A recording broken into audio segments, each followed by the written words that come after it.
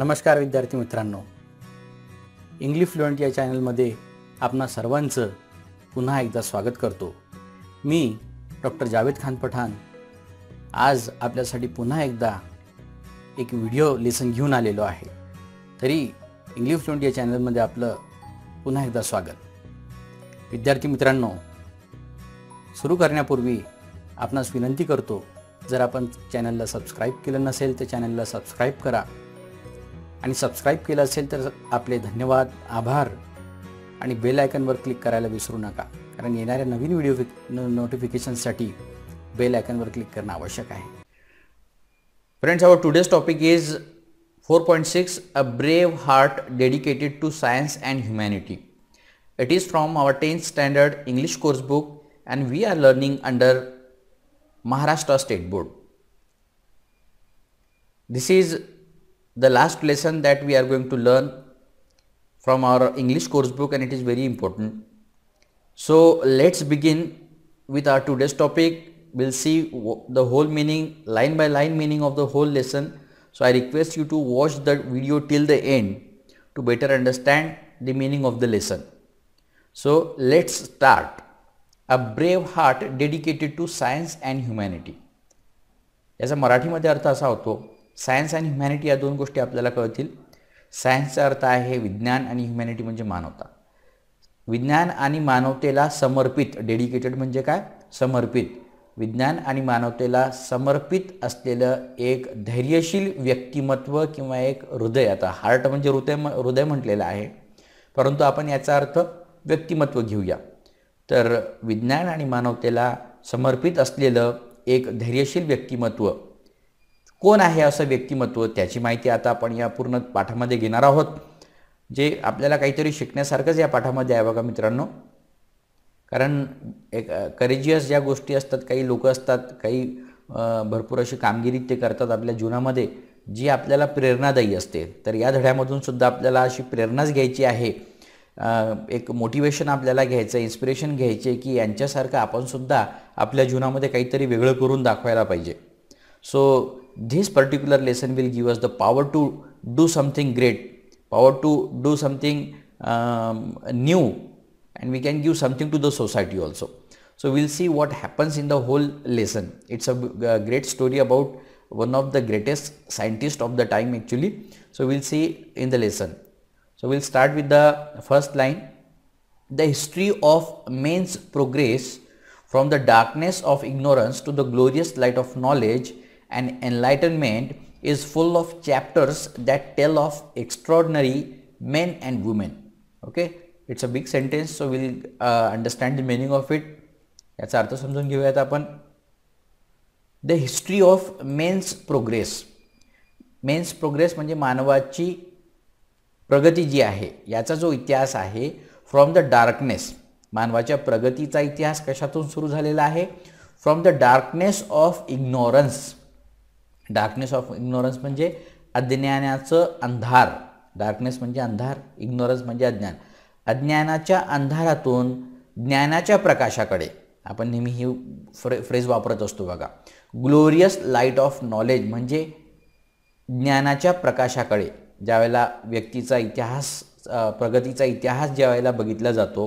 And enlightenment म्हणजे आत्मज्ञान, व्यक्तीला जे आत्मज्ञान झालं की बाबा आपण मनुष्य प्राणी आहोत आणि मनुष्य काहीतरी वेगळा आहे, त्याला विचार देवाने प्राप्त करून दिलेले होते, विचार करण्याची क्षमता दिलेली होती, असा हा व्यक्ती, माणूस जो काही होता तो आत्मज्ञानाने प्रेरित झालेला होता आणि त्याने स्वतःची प्रगती केली।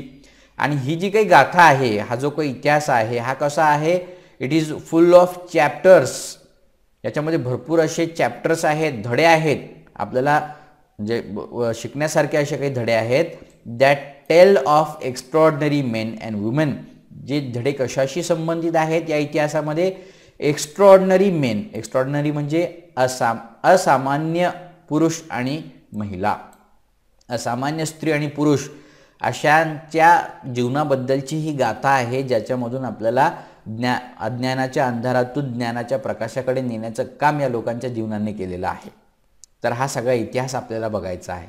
इतिहासामध्ये होऊन गेलेली ही व्यक्ती आणि त्यांच्या जीवनामध्ये घडलेल्या गोष्टी या आपल्याला काही ना काही नवीन गोष्टी सांगून जातात. त्यांच्यासारखंच आपण काहीतरी वेगळं आपल्या जीवनामध्ये करू इच्छितो, त्यांच्यातूनच आपल्याला काहीतरी प्रेरणा मिळते आणि मग आपण नवीन काहीतरी करतो, असं या पहिल्या वाक्यातून आपल्याला लेखकाला सांगायचा अर्थ आहे बघा. एक्स्ट्रॉर्डिनरी, असामान्य याचा अर्थ मी तुम्हाला सांगितलेलाच. याचा विरुद्धार्थी जर शब्द घेतला तर तो आहे ऑर्डिनरी. यालाच फक्त एक्स्ट्रा लावलं तर याचा विरुद्धार्थी शब्द तयार होतोय असामान्य. समोरच्या ओळीकडे वळूया. These men and women. आता हे जे काही वरती सांगितलेले लोक आहेत यांच्याशी संबंधित आहे, म्हणजे जे यशस्वी लोक आहेत किंवा ज्यांनी इतिहासामध्ये लोकांना ज्ञानाच्या प्रकाशाकडे नेलेलं आहे, हे जी लोक आहेत यांनी काय केलं, दीज मेन अँड वुमेन काम केलं विथ ग्रेट करेज. कसं काम केलं त्यांनी, विथ ग्रेट करेज, अतिशय धैर्याने त्यांनी काम केलं. करेज म्हणजे धैर्य, अतिशय धैर्याने त्यांनी काम केलं. कमिटमेंट म्हणजे काय इथं अर्थ दिलेला आहे बघा, firm decision to do something, निश्चय, दृढ निश्चय ज्याला आपण म्हणतो, दृढ निश्चयाने त्यांनी काम केलं. डेडिकेशनचा अर्थ वरती बघितलेलाच आहे आपण, समर्पण. अँड सिंगलनेस ऑफ पर्पज, एकनिष्ठता. आपली जी काही हेतूची एकनिष्ठता असते, म्हणजे एखादा हेतू, एखादा जे काही मी निश्चय केलेला असेल त्या गोष्टीचा प्राप्त करण्यासाठीचा, तर त्याच्याशी असलेली माझी एकनिष्ठता, singleness of purpose in their effort म्हणजे प्रयत्न, त्यांच्या प्रयत्नांमध्ये या सगळ्या गोष्टी दिसत होत्या. टू अटेन म्हणजे प्राप्त करणे, साध्य करणे. What seem to be unattainable म्हणजे इम्पॉसिबल टू अचीव, असाध्य. ज्या गोष्टी असाध्य वाटत होत्या त्या साध्य करण्यासाठी या लोकांनी काम केलं. ते काम कसं केलं तर विथ ग्रेट करेज, धैर्याने. कमिटमेंट म्हणजे दृढ निश्चयाने. डेडिकेशन म्हणजे समर्पणाने. आणि सिंगलनेस ऑफ पर्पज म्हणजे एकनिष्ठतेने त्यांनी काम केलेलं आहे. याचाच अर्थ काय, जर आपल्याला सक्सेसफुल व्हायचं असेल किंवा अशक्य ते शक्य करून दाखवायचं असेल तर आपल्यामध्ये सुद्धा हे गुण असणं आवश्यक आहे. आपल्याला सुद्धा या पद्धतीने काम करणं गरजेचं आहे. त्यासाठी आपल्याला करेज लागेल, कमिटमेंट लागेल, डेडिकेशन लागेल, सिंगलनेस ऑफ पर्पज लागेल. ओके, तर या गोष्टी गरजेच्या आहेत आपल्या जीवनामध्ये, याचा अर्थ हा होतो. दीज मेन अँड वुमेन, पुन्हा आता त्याच लोकांबद्दल पुन्हा वाक्य सांगितलेलं आहे. These men and women were driven in their effort to uncover the truth and mystery of the universe with an indomitable spirit which characterises the human spirit. आणि हेच लोक जे होती, हेच स्त्री पुरुष जे होते, ज्यांनी ज्ञानाच्या प्रकाशाकडे लोकांना नेलं. वेअर ड्रिवन, त्यांना एका विशिष्ट, were driven in their effort, त्यांच्या आपल्या प्रयत्नांना ज्या वेळेला त्यांनी सुरुवात केली तर त्यांना कोणत्या गोष्टीने समोर नेलं, to uncover the truth. Uncover म्हणजे सत्याला त्यांनी उजागर केलं. जे काही सत्य होतं ते लोकांसमोर मांडलं, उघड केलं. अनकवर म्हणजे उघड करणे, कवर म्हणजे गुपित ठेवणे आणि अनकवर करणे म्हणजे उघड करणे. या लोकांनी सत्य जे काही होतं लोकांसमोर ते त्याची उकल केली, उघड केलं सगळ्या लोकांसमोर. And mystery of the universe, आणि या विश्वाचे जे काही गूढ आहे, मिस्ट्री ऑफ द युनिवर्स, विश्वनिर्मितीचं जे काही गूढ आहे किंवा विश्वामध्ये उपस्थित असलेल्या ज्या काही गोष्टी आहेत, यामध्ये ज्या काही गोष्टी गूढ होत्या, लपलेल्या होत्या, त्या लोकांसमोर आणण्याचा प्रयत्न केला विथ ॲन इनडॉमिटेबल स्पिरिट. इनडॉमिटेबल म्हणजे अजिंक्य, अनबिटेबल. बघा इथं याचा समानार्थी शब्द दिलेला आहे अनबिटेबल, म्हणजे ज्याला हरवता येत नाही असा, त्यालाच आपण एका शब्दामध्ये बोलूयात अजिंक्य. अजिंक्य स्पिरिट म्हणजे काय, अजिंक्य चेतना जी आहे मनुष्याच्या मनामध्ये, त्याने यांना समोर नेलं होतं. वेअर ड्रिवन म्हणजे त्यांना समोर नेलं होतं. Which characterises the human spirit, आणि हीच काय आहे, मानवी चेतनेचं कॅरेक्टरायझेस म्हणजे वैशिष्ट्य आहे. मानवाच्या मनामध्ये ही जी काही चेतना आहे की मला कोणी हरवू शकत नाही, ह्याच चेतनेनं, ह्याच अजिंक्य चेतनेने या लोकांना भारावून घेतलेलं होतं, भारावून सोडलेलं होतं. आणि त्या दृष्टीने हे लोक प्रयत्न करायला लागलेले होते. आणि या ज्या काही जगाचं गूढ लोकांसमोर या लोकांनी अनकवर केलं, सत्य लोकांसमोर मांडलं. किंवा पृथ्वी गोल आहे, चौकोन नाही, म्हणजे पृथ्वीच्या कडेवर तुम्ही गेलात तर तुम्ही खाली पडून जाल, हा जो काही समज होता लोकांचा, हा नंतर वैज्ञानिकांनी चुकीचा ठरवला. ह्या ज्या काही गोष्टी आहेत, म्हणजे विज्ञानाच्या दृष्टीने ज्या काही महत्त्वाच्या गोष्टी होत्या त्या सगळ्या अनकवर केल्या या लोकांनी. आणि त्या कशाच्या साह्याने केल्या, विथ द इनडॉमिटेबल स्पिरिट, अजिंक्य चेतना त्यांच्या मनामध्ये जी होती त्याच्या साह्याने त्यांनी हे सगळं केलं. And this is the spirit that drove Columbus and Vasco da Gama to sail to the unknown seas. आणि हीच चेतना होती मनुष्य मनामध्ये असलेली ही अजिंक्य चेतना, म्हणजे मी काही ना काहीतरी करू शकतो माझ्या जीवनामध्ये, yes I can do it, ही जी काही चेतना आहे, मला कोणी हरवू शकत नाही, ही जे काही मनामधला जो दृढनिश्चय होता लोकांचा, याच दृढनिश्चयाने कोलंबसला अमेरिका जे काही होतं त्याच्या शोधामध्ये निघालेला हा जो काही होता कोलंबस, हा त्यानंतर ॲक्च्युली कोलंबस हा भारताच्या शोधामध्ये निघालेला होता, परंतु अमेरिकेच्या समुद्रकिनाऱ्यावर जाऊन पोचला आणि मग त्याला नंतर मग अमेरिको वेस्पुसीने सांगितलं की बा कोलंबस जिथे पोचला तो भारत नसून तो अमेरिका आहे. ठीक आहे, म्हणून कोलंबसने ज्या अमेरिकेचा शोध लावला तर ह्यालासुद्धा त्याच चेतनेनं प्रेरित केलेलं होतं. वास्को द गामा जो केप ऑफ गुड होप याला वळसा घालून भारतापर्यंत येऊन पोचला, कालिकत बंदरावर येऊन पोचला आणि भारताचा शोध त्याने लावला, समुद्रमार्गाने त्या सगळ्या गोष्टी त्याने सुरू केल्या, तर यालासुद्धा त्याच चेतनेनं पछाडून घेतलेलं होतं. Sail to the unknown seas. Robert Peary to race to the pole. Robert Peary हा अमेरिकन एक्सप्लोरर जो होता, याने नॉर्थ पोल जो आहे उत्तर ध्रुवाकडे प्रवास केला आणि आर्क्टिक वगैरे जे काही आहे ते शोधून काढलं. त्याच्या सफरीवरून लोकांना कळलं की बा आपल्या पृथ्वीचा एक उत्तर ध्रुवसुद्धा आहे, तर या ध्रुवाकडे जाणारा हा एक व्यक्ती जो आहे तो सुद्धा. अँड सर रोनाल्ड रॉस नावाची जी व्यक्ती टू फाईट अगेन्स्ट मलेरिया, मलेरियाशी त्यांनी जे काही होतं फाईट केली आणि मलेरियाबद्दल त्यांनी औषध काढलेलं होतं, ते म्हणजे Ronald Ross Sir Ronald Ross म्हणतात त्यांना. 13 मे 1857 त्यांचा जन्म झाला होता. 16 सप्टेंबर 1932 ते मृत पावले होते.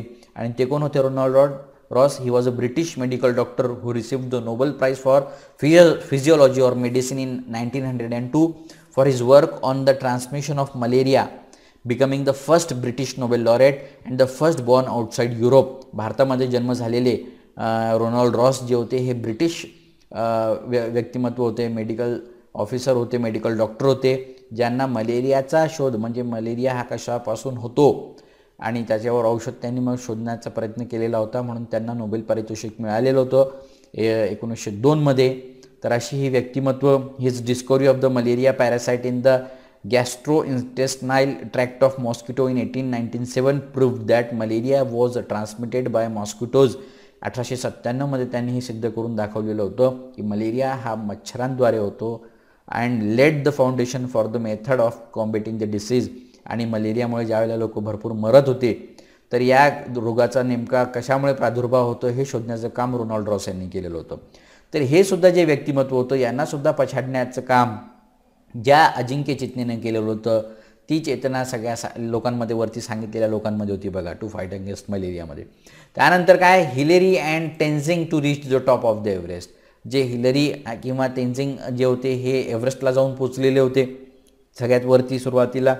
तर या लोकांनासुद्धा त्या एका प्रेरणेनं, त्या एका विशिष्ट चेतनेनं पछाडून टाकलेलं होतं. And Armstrong and his team to go to the moon.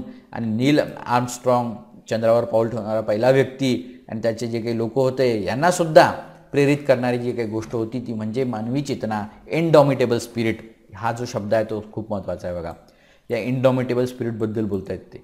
हीच जी काही आहे माणसाच्या मनामधली इच्छा, ही आम्हाला कोणी हरवू शकत नाही.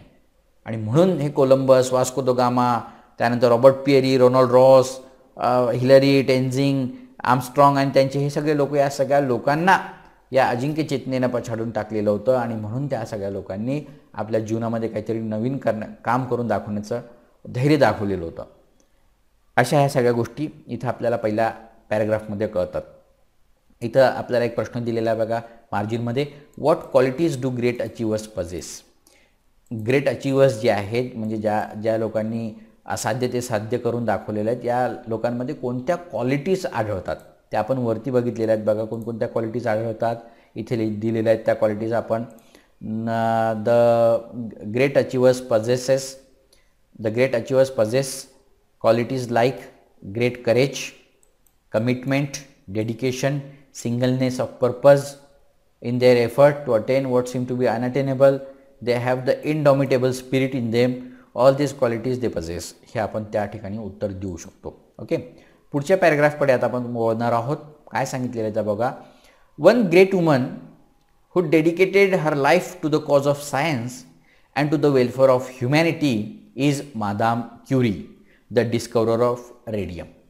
अशीच एक विदुषी, वन ग्रेट वुमन, अशीच एक विदुषी वरती जे सांगितलेले लोक आहेत यांच्यासारखी एक विदुषी आहे हु डेडिकेटेड, ज्या विदुषीने, ज्या व्यक्तीने आपलं संपूर्ण आयुष्य समर्पित केलं, डेडिकेटेड म्हणजे समर्पित करणे, हर लाईफ, पूर्ण आयुष्य समर्पित केलं, to the cause of science, विज्ञानासाठी त्यांनी समर्पित केलं. कशाला समर्पित केलं? विज्ञानासाठी.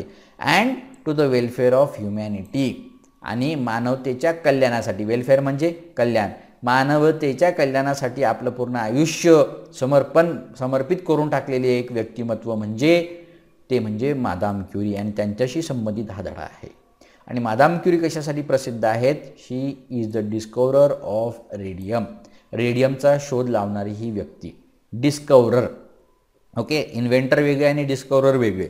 डिस्कवरर म्हणजे काय असतात? डिस्कवर करणे, म्हणजे लोकांसमोर जे डिस्कवर म्हणजे त्याला समोर उघड करणे. ज्या काही गोष्टी गुपित आहेत, लपलेल्या आहेत, त्यांना उघड करणे म्हणजे डिस्कवर करणे, म्हणून त्यांना डिस्कवरर असं म्हटलेलं असतं. आणि इन्व्हेंटर म्हणजे या पृथ्वी तलावर एखादी गोष्ट अस्तित्वातच नव्हती आणि ती नवीन गोष्ट निर्माण केली म्हणून त्याला इन्व्हेंटर असं म्हणतात.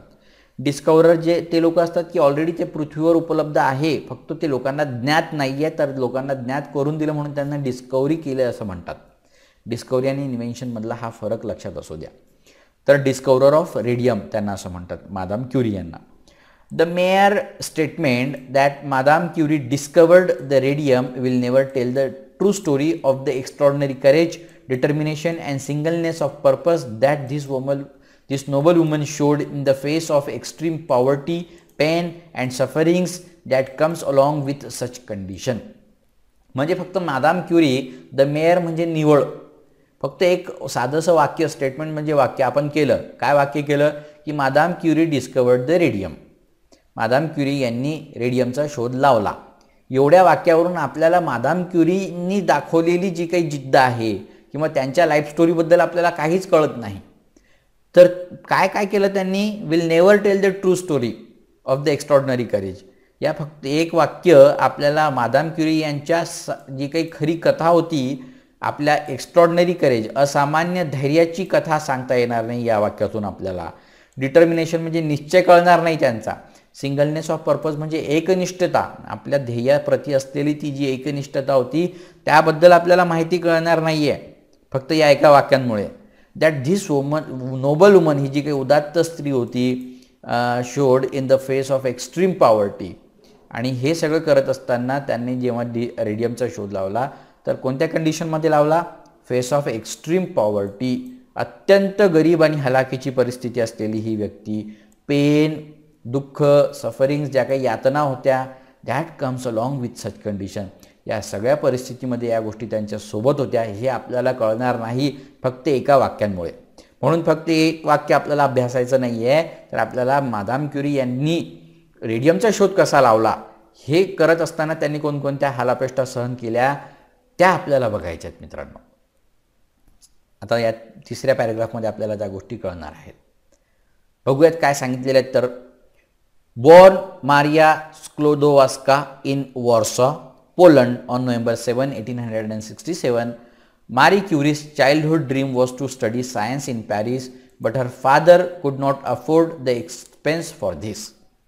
आधी त्यांचा जन्म झाला वॉर्सा, कुठे जन्म झाला त्यांचा? वॉर्सा, पोलंडमध्ये त्यांचा जन्म झालेला होता. आणि केव्हा झाला? नोव्हेंबर 7, 1867, 1867, 7 नोव्हेंबर 1867 मध्ये त्यांचा जन्म झाला. त्यांचं नाव होतं मारिया स्क्लोदोवास्का, हे त्यांचं नाव होतं. लग्नानंतर त्यांचं नाव चेंज झालेलं आहे म्हणून ते वेगळं झालं. ठीक आहे. तर Marie Curie's childhood dream, Marie क्युरींना आपलं जे काही त्यांचं बालपणीचं स्वप्न काय होतं? Was to study science in Paris. पॅरिसला जाऊन त्यांना सायन्स विषय शिकायचा होता. विज्ञान विषयामध्ये खूप रुची होती म्हणून त्यांना तो विषय शिकायचा होता. बट हर फादर कुड not afford the expense for this. परंतु त्यांच्या वडिलांकडे इतका खर्च नव्हता, परवडणारं नव्हतं. एक्सपेन्स म्हणजे खर्च, त्यांच्या शिक्षणासाठीचा खर्च त्यांना परवडणारा नव्हता. सो म्हणून काय झालं, Marie took a job as a governess and saved a little money. म्हणून मारीने गव्हर्नेसचा जॉब स्वीकारला. गव्हर्नेस म्हणजे काय, a resident caretaker for children, म्हणजे एखाद्याच्या घरी जाऊन लहान मुलांचं संगोपन करणे, ज्याला आपण आया असं म्हणतो. आया म्हणून त्यांनी काम करायला सुरुवात केली आणि त्याच्यातून मिळणारे जे काही पैसे होते ते त्यांनी सेव्ह केले. ठीक आहे. आता इथे आपल्याला एक मार्जिनमध्ये प्रश्न विचारलेला आहे की what information do you get about Marie's early life. मारीच्या अर्ली लाईफबद्दल तुम्हाला या पॅरेग्राफमधून काय माहिती भेटते. That she was born as Maria Sklodowska in Warsaw, Poland on November 7, 1867. And Marie Curie's childhood dream was to study science in Paris, but her father could not afford the expense for this. So Maria took a job as a governess and saved a little money. Okay, so this is how you can give the information about her early life. We'll see the next what happened in her life after that. आता समोर बघूयात आपण. But her father could not afford the expense for this. So Maria took a job as a governess and saved a little money. With that little money, she finally went to Sorbonne, the University of Paris, to study science. आणि जे काही पैसे त्यांनी जमवलेले होते त्याच्या साहाय्याने त्या गेल्या सोर्बोनला किंवा सोबोनला गेल्या, युनिव्हर्सिटी ऑफ पॅरिसमध्ये, पॅरिसच्या महाविद्यालयामध्ये, त्या विश्वविद्यालयामध्ये त्या गेल्या टू स्टडी सायन्स, विज्ञान विषय शिकण्यासाठी. Her father could send her only a small amount and her life in the university was a disheartening experience in the poverty and hunger. तिचे मॅरी क्युरी यांचे जे काही वडील होते ते त्यांना खूप कमी पैसे पाठवू शकत होते, म्हणून त्यांचं जीवन युनिव्हर्सिटीमध्ये, त्या विश्वविद्यालयामध्ये ज्यावेळेला त्या शिकत होत्या, वॉज अ डिसहार्टनिंग. कसं होतं, डिसहार्टनिंग होतं, म्हणजे निराशाजनक होतं, डिस्करेजिंग, निराशाजनक होतं. Disheartening experience in poverty and hunger, अतिशय गरीब परिस्थिती होती आणि हंगर म्हणजे त्यांना खायलासुद्धा काही भेटत नव्हतं, भुकेलेल्या असायच्या त्या. अशा परिस्थितीमध्ये त्या तिथे जगत होत्या आणि शिक्षण घेत होत्या. She lived only on bread, butter and tea and she often fainted for lack of food. त्या फक्त काय खात होत्या, फक्त ब्रेड, बटर आणि चहा याच्यावरच त्यांचं सगळं आयुष्य त्यावेळेला चाललेलं होतं. And because of lack of food she use to faint actually. कितीदा तरी त्या चक्कर येऊन पडल्या, फेंटेड म्हणजे चक्कर येऊन पडणे, की तरी अशक्तपणामुळे, लॅक ऑफ फूड होतं त्याच्यामुळे त्या चक्कर येऊन पडायच्या, तरीसुद्धा त्यांनी आपलं शिक्षणमध्ये सोडलं नाही. In spite of all this she pursued her studies indomitably. हे असं असून सुद्धा, इन स्पाईट ऑफ असं असून सुद्धा, शी परसिव्ड हर स्टडीज इनडॉमिटेबली, त्यांनी आपलं पूर्ण शिक्षण जे काही होतं परस्यू केलं, पूर्ण केलं, पाठलाग केला आणि संपूर्ण शिक्षण त्यांनी पूर्ण केलं इनडॉमिटेबली, न थांबता, with a very strong will, undefeatedly, म्हणजे न हारता त्यांनी हे आपलं सगळं जे काही आहे शिक्षण ते पूर्ण केलं. अँड शी, आणि त्या शिक्षणामध्ये topped her class with honours in physics and mathematics. आपल्या संपूर्ण वर्गामध्ये त्या भौतिकशास्त्रामध्ये आणि गणितामध्ये सगळ्यात अव्वल, प्रथम राहिलेल्या होत्या, अशा ह्या Madame Curie. It was at the university that she met a Frenchman. आणि याच विश्वविद्यालयामध्ये त्या एका फ्रेंचमॅनला भेटल्या ज्यांचं नाव होतं Pierre Curie. A brilliant but poor scientist. हे सुद्धा खूप हुशार होते, परंतु गरीब होते बिचारे, हे सुद्धा वैज्ञानिकच होते. Then they together began to work in a shabby laboratory. आणि मग या दोघांनी जे काही आपलं काम जे काही होतं सायन्सचं आपल्या प्रयोगशाळेमध्ये ते सुरू केलं. Soon their friendship turn into love and in less than a year, in July 1895 they were married. आणि त्यांच्या या फ्रेंडशिपचं, मैत्रीचे जे काही संबंध होते ते नंतर मग प्रेमामध्ये रूपांतरित झाले. अँड एका वर्षामध्येच ते 1895, जुलैच्या 1895मध्ये त्यांनी लग्न केलं. द कपल देन टूक a flat in Paris with scarcely any furniture in it. आणि मग या दोघांनी पॅरिसमध्ये एक फ्लॅट विकत घेतला आणि ज्यामध्ये स्कार्सली, हार्डली काहीच फर्निचरसुद्धा नव्हतं. गरिबीची परिस्थिती होती, दोन्ही गरीब होते, फर्निचरसुद्धा नव्हतं व्यवस्थित घरामध्ये. इन इट आणि एक्सेप्ट देअर बुक्स. आणि त्यांच्या घरामध्ये काय गोष्टी होत्या, फक्त बुक्स होते, त्यांची पुस्तकं होती. अ लॅम्प, एक दिवा होता. अ व्हाईट वुडन टेबल, एक टेबल होता. अँड 2 चेअर्स, आणि 2 खुर्च्या होत्या. Only this much asset was there in their home, in their flat actually. So they were living in a extreme poverty at that time, but still दे वर finding something. काय find करत होते, काय कशावर प्रयोग करत होते आपल्याला नंतर कळणारच आहे. ओके, सो इथे एक मार्जिनमध्ये क्वेश्चन दिलेला आहे, त्याचं उत्तर इथेच आपण बघितलेलं आहे सध्या. What are the science of poverty suffered by the young couple. हे जे यंग कपल होतं यांना गरीब कसे होते हे कशावरून आपल्याला कळतं, काय सायन्स होते. तर इथे आपल्याला समजून येईल की the couple took a flat in Paris with scarcely any furniture in it except their books, lamp and white wooden table and 2 chairs. Only this of the things that they had with them. So this shows their poverty actually. Okay, after the birth of a daughter Irene, the next year Marie and Pierre set up a laboratory in a wooden shed near their flat. It had a leaky skylight and an earthen floor. आणि त्यांच्या मुलीच्या जन्मानंतर Irene नावाची त्यांची जी मुलगी होती, दुसऱ्या वर्षामध्ये तिचा जन्म झाला. अशा वेळेला मारी आणि पियर यांनी लॅबोरेटरी आपली आता घरामधून काढून एका वुडन शेडमध्ये, एका लाकडी शेडमध्ये त्यांनी आपली लॅबोरेटरी स्थापन केली नियर देअर फ्लॅट, आपल्या फ्लॅटजवळच. इट हॅड अ लिकी स्कायलाईट. वरतून आभाळ दिसत होतं. स्कायलाईट म्हणजे वरतून छप्परही व्यवस्थित नव्हतं, वरतूनच सूर्यप्रकाश येत असे. अँड अन अर्धन फ्लोअर, आणि खाली फ्लोअरसुद्धा मातीचंच होतं. अशी ही यांची laboratory. Here Marie after her daily household work settle down to study. इथे आपलं सगळं घरकाम सकाळचं जे काही असेल ते पूर्ण करून मारी काय करायची, इथे आपला अभ्यास करण्यासाठी आपल्या लॅबोरेटरीमध्ये येत असे. मग काय घडलं समोर. Marie was specially interested in a substance called uranium which was obtained from pitch blend. आता यांच्या अभ्यासाबद्दल आपल्याला कळणार आहे की Marie was specially interested in a substance called uranium. Marie Curie ज्या होत्या ह्या कशावर अभ्यास करत होत्या, युरेनियमवर अभ्यास करत होत्या. Which was obtain from pitch blend, जे कशामधून प्राप्त करून घेतलं जात होतं. पिच ब्लेंड नावाचा एक धातू आहे, एक मिनरल आहे. या मिनरलमधून, या धातूपासून त्या गोष्टी, या युरेनियमचा जो काही आहे तो शोध काढला जातो. जसं आपण एखाद्या कोळशामधून हिरा वगैरे शोधत असतो, किंवा दगडी कोळसा वगैरे असेल, दगडी खाणी असतात, त्यांच्यामधून सोनं शोधण्याचा प्रयत्न केला जातो. तशाच पद्धतीचं पिच ब्लेंड नावाचा हा एक पदार्थ आहे. A form of mineral uraninite occurring in brown or black pitch like masses containing radium. Brown किंवा ब्लॅक रंगाचा हे एक पदार्थ आहे. या पदार्थामधून मग युरेनियम काढलं जातं, रेडियम काढलं जातं. तर त्याच्यावर त्यांचा अभ्यास सुरू होता. अ ब्लॅक, हे पिच ब्लेंड कसं होतं, ब्लॅक व्हेरी हार्ड, काळ्या रंगाचं कोळशासारखं खूप कठीण असा हा पदार्थ होता. आणि व्हेरी एक्सपेन्सिव्ह सबस्टन्स, आणि हे खूप महागसुद्धा होतं.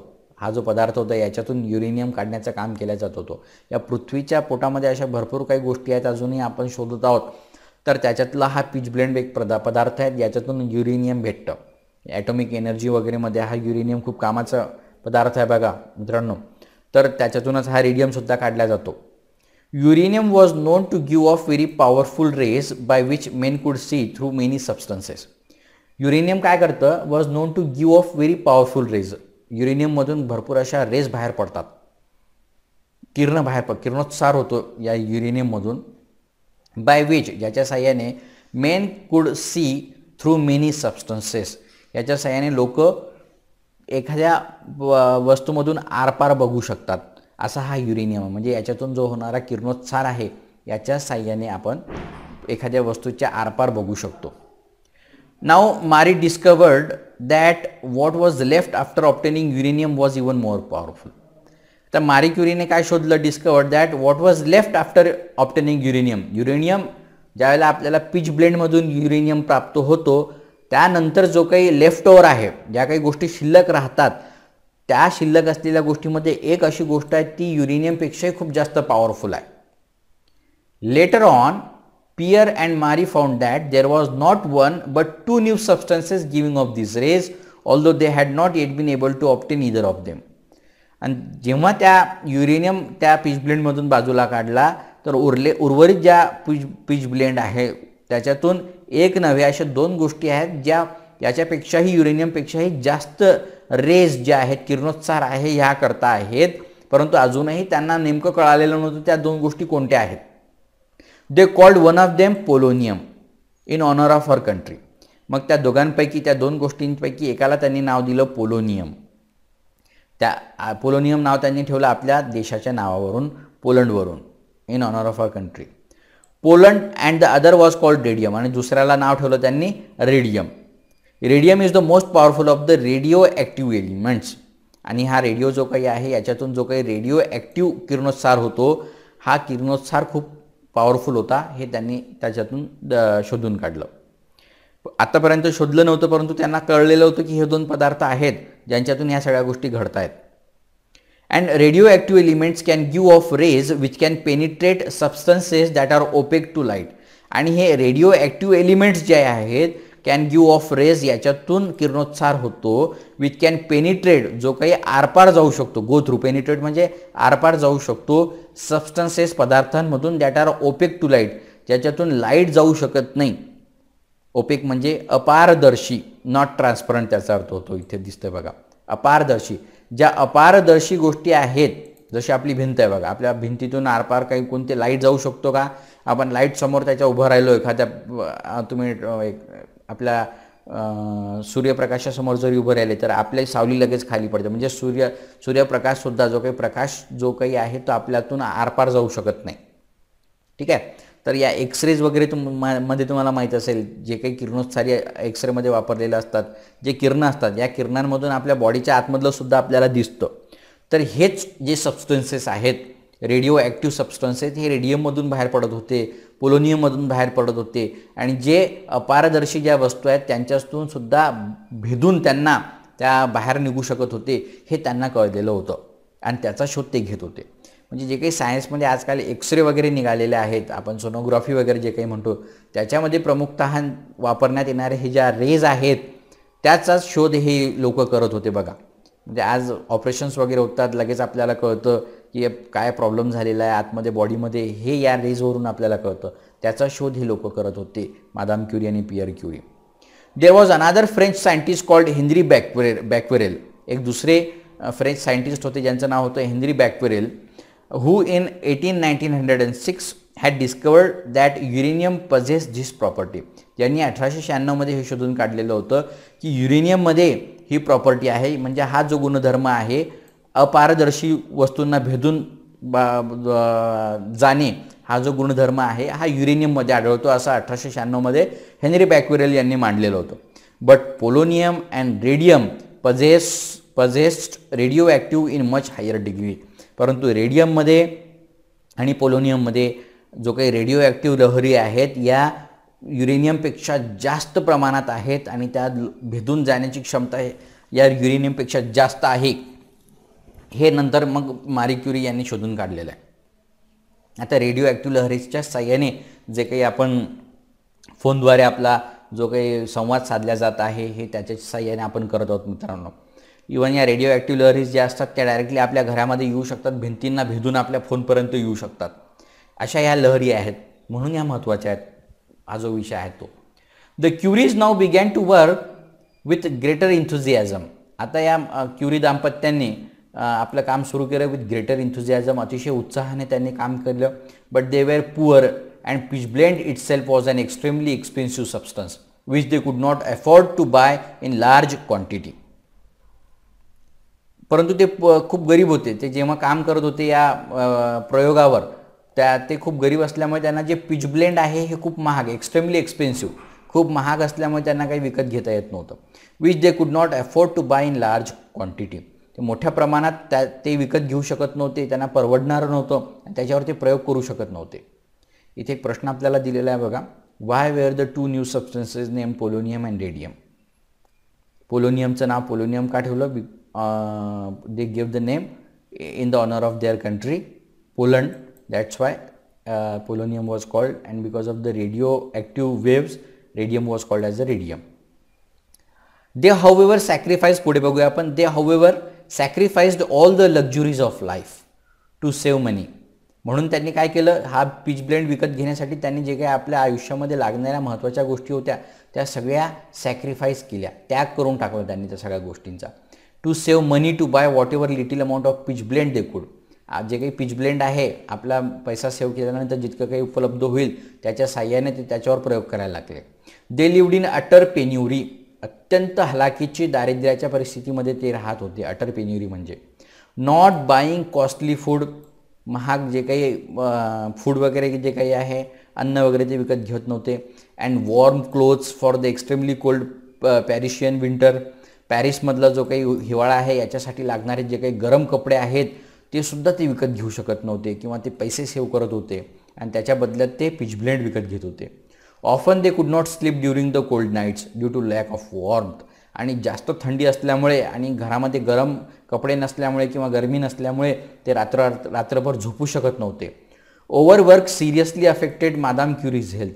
आणि जास्तीच्या कामामुळे मादाम क्युरीजच्या हेल्थवर सुद्धा परिणाम व्हायला लागलेला होता, आरोग्यावर सुद्धा याचा वाईट परिणाम व्हायला लागलेला होता. Often she was force to leave the laboratory to take a much needed rest. आणि आरोग्यावर जास्त परिणाम होत असल्यामुळे तिला काम करायची इच्छा असताना सुद्धा तिला थोडंसं रेस्ट घेण्यासाठी लॅबोरेटरी सोडून जावंच लागत होतं. Her husband begged her to give up the struggle. आणि पियर क्युरी यांनी तिला विनवणी केली की तू आता हा प्रयत्न सोडून दे, आपल्याला इतकं सगळा पैसा पण पुरत नाही आहे आणि इतकी मेहनत, तुझं आरोग्यसुद्धा धोक्यात आलेलं आहे. जे काही रेडिएशन्स होते त्या रेडियमचे, त्या पोलोनियमच्या त्या रेडिएशन्समुळे सुद्धा त्यांच्या आरोग्यावर परिणाम व्हायला लागलेला होता. त्यांना तितके असे महाग कपडेसुद्धा वगैरे नव्हते त्याच्यापासून स्वतःचा बचाव करण्यासाठी. आणि तेवढं ज्ञानसुद्धा नव्हतं त्या काळात की बा या रेडियमच्या किंवा यांच्या जे काही रेडिएशन्समुळे आपल्या आरोग्यावर सुद्धा परिणाम होऊ शकतो म्हणून. तरीसुद्धा त्यांनी ते काही सोडलं नाही. But she रिझोल्युटली रिफ्युज्ड. रिझोल्युटली म्हणजे विथ ग्रेट डिटर्मिनेशन, अतिशय निश्चयाने मादाम क्युरी यांनी हे जे काही होतं रिझोल्युटली रिफ्यूज, त्यांनी नाकारलं आणि ते काम सुरू ठेवलं त्यांनी. इथं तो प्रश्न दिलेला आहे आपला, what proves Marie's will power. मारीजची विल पॉवर कशावरून दिसते आपल्याला की she was force to leave the laboratory to take a much needed rest. Her husband begged her to give up the struggle but she resolutely refuse. She was working under utter penury. They did not buy costly food and warm clothes, but still they were working on their project actually. So this is how it proves her willpower. Marie was driven by a mad determination to discover the mystery of radium. मारीला पछाडलेलं होतं डिटर्मिनेशनने, एका निश्चयाने पछाडलेलं होतं to discover the mystery of radium. रेडियमचं गुड काय आहे ते उकलण्यासाठी ती प्रयत्न करत होती. With courage, she faced all the miseries of life, of poverty, and carried on with her research along with her husband who loved and supported her. With courage, धैर्याने she faced all the miseries, आपल्या जीवनातल्या ज्या काही हालापेष्टा होत्या त्या सगळ्या त्यांनी सहन केल्या, पॉवर्टीच्या जितक्या काही गरिबीच्या होत्या त्या. अँड कॅरीड ऑन, आणि आपलं काम त्यांनी सुरूच ठेवलं. विथ हर रिसर्च, आपलं जे काही शोध होतं ते त्यांनी सुरूच ठेवलं. अलॉंग विथ हर हजबंड, आपल्या नवऱ्यासोबत, हू लव्ड अँड सपोर्टेड, जो तिच्यावर खूप प्रेम करत होता आणि तिला खूप आधार देत होता आपल्या कामामध्ये. समोर काय घडलं त्यांच्या जीवनामध्ये आपण ते बघणार आहोत. Luck however favoured the Curies and a windfall came to them. परंतु नशीब त्यांच्यासोबत होतं अँड फेवर्ड द क्युरीज, आणि नशिबाने त्यांना साथ दिली. आणि काय घडलं, and a windfall came to them. Windfall म्हणजे अचानकच झाडावरून एखादी गोष्ट, आपल्याला एखादं फळ भेटतं तसं विंडफॉल त्याला म्हणतात. एखादं फळ त्यांना भेटलं अचानकच, unexpected luck. It was a gift of a ton of peach blend from the emperor of Austria who was an admirer of the Curies. काय लक झालं त्यांना, नशिबाने कशी साथ दिली. ऑस्ट्रियाचा जो सम्राट होता त्यांनी त्यांना टन ऑफ पीच ब्लेंड दिलं, खूप सारा असं पीच ब्लेंड दिलं विकत, त्यांना गिफ्ट म्हणून दिलं त्यांच्या प्रोजेक्टसाठी. Who was an admirer of the Curies. या क्युरी दाम्पत्याच्या खूप असा चाहता, हा ॲडमायरर म्हणजे स्तुती करणारा किंवा चाहता ज्याला आपण म्हणूया, असा हा व्यक्ती होता ऑस्ट्रियाचा सम्राट. त्याने त्यांना गिफ्ट म्हणून पीच ब्लेंड दिला आणि त्यांना काम करायला मुभा दिली. It was the most precious gift the queries had received. आणि हे खूप मौल्यवान असं गिफ्ट त्यांना आपल्या आयुष्यातलं भेटलेलं होतं. And in their shabby laboratory they toiled along. आणि त्यांचं जे काही छोटीशी अशी लॅबोरेटरी होती, त्या लॅबोरेटरीमध्ये त्यांनी आपलं काम सुरू केलं, अहोरात्र काम केलं. टॉइल्ड अलोंग म्हणजे हालापेष्टा सहन करत होते. बॉइल्ड, ते जे काही गरम करत होते. Burned and over powered by heat in summer and frozen with cold in winter. उन्हाळ्यामध्ये जे काही आहे वरतून गरम होत होतं सगळं वातावरण, आणि हिवाळ्यामध्ये अतिशय थंडीच्या परिस्थितीमध्ये सुद्धा त्यांनी आपलं काम सुरूच ठेवलं. ओके सर, तर या पॅरेग्राफमध्ये आपल्याला एक प्रश्न विचारलेला आहे की which gift did she receive from the emperor of Austria. Emperor of ऑस्ट्रियाकडून काय भेटलं त्यांना, a gift of ton of peach blend. हे त्यांना भेटलेलं होतं. And why was it most precious for them? Because they were working on that pitch blend and they could not afford this pitch blend. They were poor actually, that's why they could not afford all those things, and they got this for their research. That's why it is very precious for them. The Curies continued their work for 4 more years. Curie दाम्पत्याने पुढील 4 वर्ष याच्यावर काम केलं. Wearing an acid stained dust covered mask, Marie toiled along stirring large pots of pitch blend, ensuring that the fires beneath were active throughout the day and the night. पूर्ण 4 वर्ष त्यांनी काम केलं. ॲसिडने माखलेले त्यांचे कपडे होते, डस्ट कवर्ड मास्क होते, तोंडावर मास्क बांधलेलं असायचं, त्याला सगळी धूळ लागलेली असायची. आणि अशा परिस्थितीत मॅरी toiled along stirring large pots of pitch blend, हे जे काही पिच ब्लेंड होतं हे मोठमोठ्या त्यांच्या भांड्यांमध्ये त्यांनी ठेवलेलं होतं. त्याला खालून जे काही आग लावलेली होती आपल्या रिसर्चमध्ये काम करत असताना, आणि अहोरात्र जे काही ते काम करत होते आणि त्या अहोरात्र त्या पिच ब्लेंडच्या भांड्यांना ते गरम करत होते. देन इन 1902 आणि अशातच 1902 मध्ये सक्सेस फायनली केम, त्यांना यश मिळालं. On a September night the queries after a days टायरसम work went home. सप्टेंबरच्या रात्री आपलं पूर्ण दिवसाचं काम पूर्ण करून ते आपल्या घरी गेले. Then just as they were about to go to bed they went to the laboratory. आणि आपल्या घरी जात असताना झोपण्याआधी ते आपल्या लॅबॉरेटरीकडे गेले बघण्यासाठी की काही वेगळं काही घडलं किंवा काय कसं. To have another look at the hundreds of small bowls into which they had poured filtered pitchblende. या पिच ब्लेंड जे काही भांड्यांमध्ये त्या बाउल्समध्ये 100 असे वेगवेगळे बाउल होते, त्याच्यामध्ये त्यांनी टाकलेलं ते पिच ब्लेंड होतं, त्याला गरम करत होते. त्याच्याकडे एक लक्ष देण्यासाठी ते तिथे गेले. इन द डार्क लॅबॉरेटरी, पूर्ण अंधार होता लॅबॉरेटरीमध्ये, प्रयोगशाळेमध्ये. As they moved cautiously forward they were all around them rays of soft bluish purple light coming from the small glass covered bowls. आणि पूर्णच त्या बाउलमध्ये त्यांनी बघितलं काय, rays of soft bluish purple light, जांभळ्या रंगाचा प्रकाश त्या सगळ्या भांड्यांमधून बाहेर पडत होता. Coming from the small glass covered bowls, त्याच्यावरती ते जे काही भांडे ठेवलेले होते त्याच्यावरती ग्लास लावलेला होता, वरती काचेने ते त्याच्यावर आच्छादन दिलेलं होतं. त्याच्यातून त्यांना तो लाईट बाहेर पडताना दिसला, जांभळ्या रंगाचा. Radium had been discovered. आणि अशा पद्धतीने मारी दाम्पत्याने रेडियमचा शोध लावला. Marie said to her husband, do you remember the day when you told me that you wanted radium to have a beautiful colour? Look. ते आपल्या नवऱ्याला सांगायला लागली, तुम्हाला आठवतं का, तुम्ही सांगितलेलं होतं की रेडियमला एक सुंदर कलर मला बघावा असं वाटतो, आपल्या या सगळ्या प्रयत्नातून आपल्याला एक सुंदर कलर दिसेल, आणि तोच कलर हा आहे, बघा किती सुंदर कलर इथे दिसतोय तो. आणि अशा पद्धतीने रेडियमचा शोध लावलेला होता. इथे describe how the Curie first sighted radium, what was its colour was bluish purple, and how did they do that. हे सगळं उत्तर आपण इथं बघूया. इथे दिलेलंच आहे की as they were about to go to bed they went to the laboratory to have another look at the hundreds of small bowls. हे सगळं जे काही आहे शेवटपर्यंत आपल्याला सांगावं लागेल. Actually what they had produce was just a tiny pinch of white powder that looked like salt. त्यांनी ज्या गोष्टीचा शोध लावलेला होता किंवा निर्माण केलेलं होतं हे फक्त एखाद्या मिठाच्या पावडरसारखं, मिठासारखं ते एक पावडर त्यांनी शोधलेला होता, फक्त चिमूटभर. पिंच म्हणजे टायनी पिंच म्हणजे चिमूटभर शोधलेलं होतं त्यांनी ते. But it was to become one of the wonders of the world. परंतु हे जगाचं आश्चर्य होणार होतं भविष्यात, हे लोकांना माहीतच नव्हतं. With its rays people would be able to see through the hardest of substances except lead. आणि याच्या किरणोत्साराच्या साह्यानेच लोक आता हार्डेस्ट ऑफ सबस्टन्सेस, कितीही कठीण पदार्थ जरी असला तर त्याच्या आरपार बघू शकत होते, एक्सेप्ट लीड, फक्त शिसे सोडून, लीड सोडून. बाकी सगळ्या गोष्टींच्या, लीड किंवा शिसे हे सगळ्यात कठीण पदार्थ आहे, याच्या आरपार आपण बघू शकत नाही. तर बाकीच्या जितके काही कठीण पदार्थ आहे याच्या आरपार आपण बघू शकतो with the help of this rays. हे नंतर लोकांना कळलं. The benefits of radium in the world of medicine are incalculable. Incalculable म्हणजे मोजता न येण्यासारखी. तर रेडियमचे जे काही मेडिसिनमध्ये, विज्ञानामध्ये जे काही उपयोग आहे हे खूप आहेत, खूप फायदे आहेत. बेनिफिट्स म्हणजे फायदे असणे. It has been used with great effect in the treatment of cancer. कॅन्सरच्या उपचारामध्ये याचा खूप मोठ्या प्रमाणात वापर होतो. The bacteria of such diseases as typhus, cholera and anthrax can also be killed by radium. रेडियमच्या साह्याने टायफसच्या, कॉलराच्या, अँथ्रॅक्सच्या जीवाणूंना सुद्धा मारता येऊ शकतं. ठीक आहे. ट्रीटमेंट, कॅन्सरच्या ट्रीटमेंटमध्ये सुद्धा जी काही जी गाठ वगैरे असते त्याला सुद्धा जाळण्यासाठी या रेडियमचा वापर करू शकतो.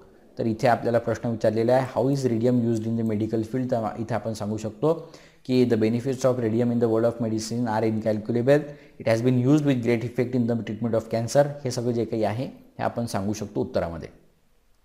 In 1903, the Curies along with Henry Becquerel were awarded the Nobel Prize for Physics for the discovery of radium and polonium. Radium आणि पोलोनियमच्या शोधासाठी 1903 मध्ये मग हेनरी बॅक्वेरेल यांच्यासोबतच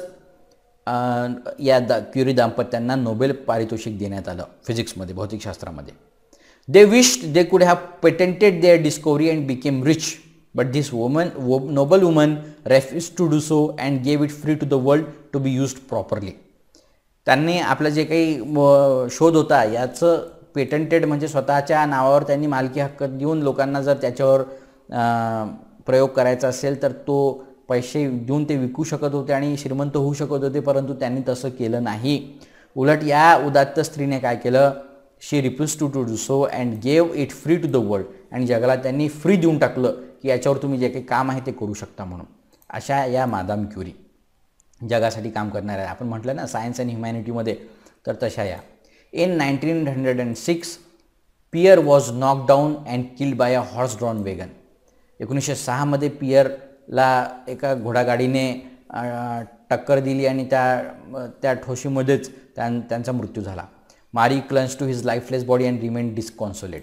मारीने त्यांच्या आपल्या त्या प्राणहीन बॉडीला त्यांनी कवटाळलं and she was very disconsolate म्हणजे खूप निराश झाल्या होत्या त्यावेळेला. In 1911, Marie was awarded the Nobel Prize for the second time and this was for chemistry. नंतर मग 1911 मध्ये मारी क्युरी यांना रसायनशास्त्राचं नोबेल पारितोषिक देण्यात आला दुसऱ्यांदा. Madame Curie remained comparatively poor and when asked why she did not make money by her discoveries, she replied, I am working for science. Radium belongs to the people, not to me.